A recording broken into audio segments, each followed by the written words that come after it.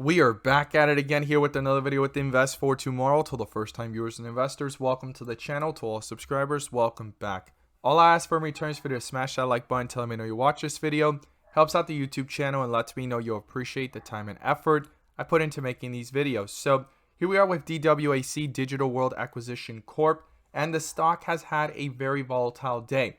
Now I broke down some things yesterday that were possible. We're gonna go ahead and reiterate on it. And we're going to talk about what to look for going into tomorrow and the rest of this week. But before I break it down, I want to share with you guys the home run opportunity that was phenomenal. It was actually caught by one of the members in the group. I give credit where it's due. Phenomenal opportunity when they caught it. Check out the link down below in the description to the Discord if you want to get on early with us. Every single day we strive for opportunities like these. We look forward to having you join us. We're going to jump right into it here with DWAC, Digital World Acquisition Corp. So the home run of the day was spectacular and beyond expectations. And if you want to get on early with us every single morning, check out the link down below in the description to the Discord. We strive for opportunities like these every single day, and you'll become part of a growing community of investors, all looking to learn and grow together. So today's home run was not mentioned by me, if not by one of the members. It turned out to be a highest point of 30% plus. This is the timestamp of when they sent it. It was under a bull signal on 42 Vision. And then you also could see just a few minutes later, other members stating how they made 13% profit, could have stayed longer, but wanted to lock in profits. That was the smartest thing to do. Profits are profits, but this is when it was mentioned. Phenomenal opportunity that was mentioned by one of the members. Great call from them. And it turned out to have a bull indicator on the 5-minute as well. Had strength, slightly pulled back, and took off to a highest point of 30% plus, guys. If you want to get on early with us, check out the link down below. Now, I have an upgrade to share with you guys that just released for those that are in the 42 Vision tier level. And by joining, you'll gain access to the SPY bot. It tracks the SPY on the 5-minute, and it sends out the ultimate 42 Vision bull and bear indicators. And these are the timestamps, and you could see it here based off today's price action. It got a bear indicator. The bull indicator was very short-lived, got another bear indicator, and continued pushing downwards. Today was a great day to follow those bear indicators for possible put option opportunities. So we got the new bots, a learning and growing community of investors. It's not just what I have to say, but also all of us collectively. And the 42 Vision gives you the vision to be able to see the opportunities. So check out the link down below. We look forward to having you join us.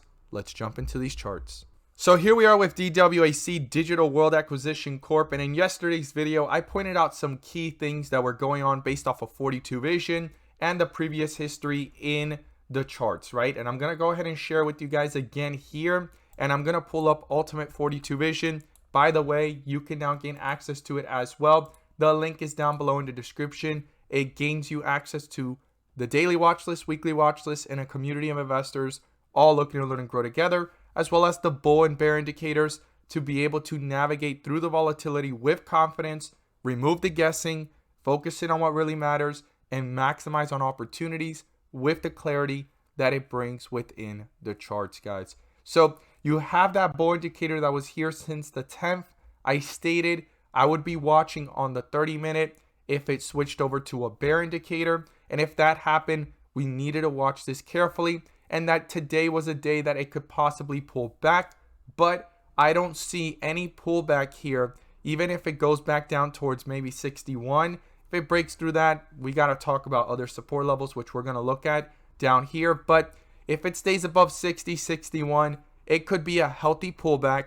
Like I always say, it's the setup for the next bull run, right? Especially with this stock, all the news that it has, what made it start running back here on the 6th. Slight pullback on the 7th, and pick up steam since the 10th all week here up to this point. Why? Why is it happening? Well, has to do with that news that came out that there's going to be a definitive date of the release of Truth Social. That has brought a lot of attention back to DWAC, and a lot of people are anticipating it. So any run that we have towards that date is an anticipatory run. After that date, there could be some pullbacks, and it's not going to be because the stock isn't worth that. It's just going to be because of the momentum, profit taking, and that is bound to happen. So do remember that towards that date. Now, what I stated in yesterday's video, right? As you could see here, 1, 2, 3, 4 days, right? Back to back.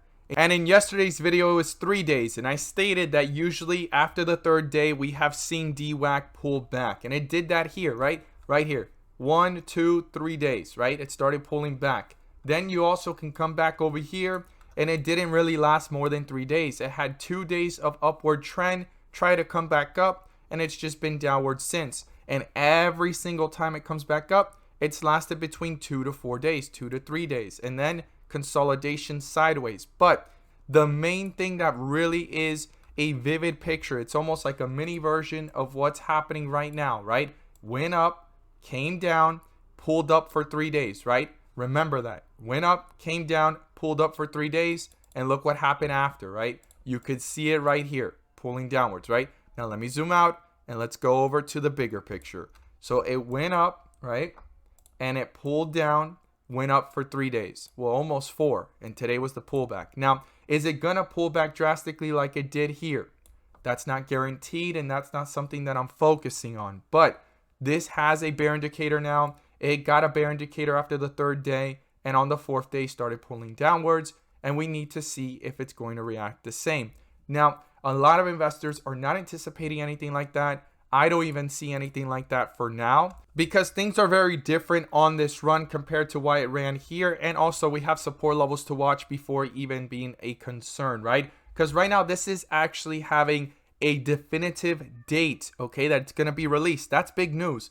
Okay, when it ran here, it was a lot of hype and speculation trying to bring back, the talks of DWAC. But right now, this is official stuff towards February's date. So super important to realize it's very different, but also not something to completely ignore what happened here because the behavior of investors tend to repeat what has happened before. That's just how it works.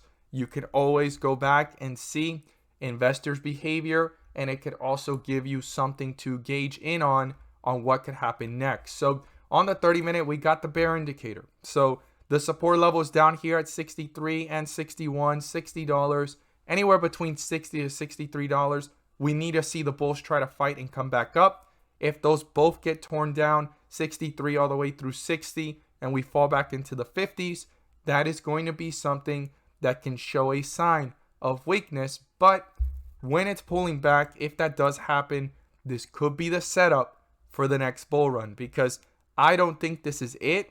That would be too short-lived, and a lot of people are anticipating that bullish move up towards 100 plus. Some people are pointing this one upwards of 300, but that's actually projections in the future. But in the short term, I'm seeing a lot of forums and people talk about $100 plus.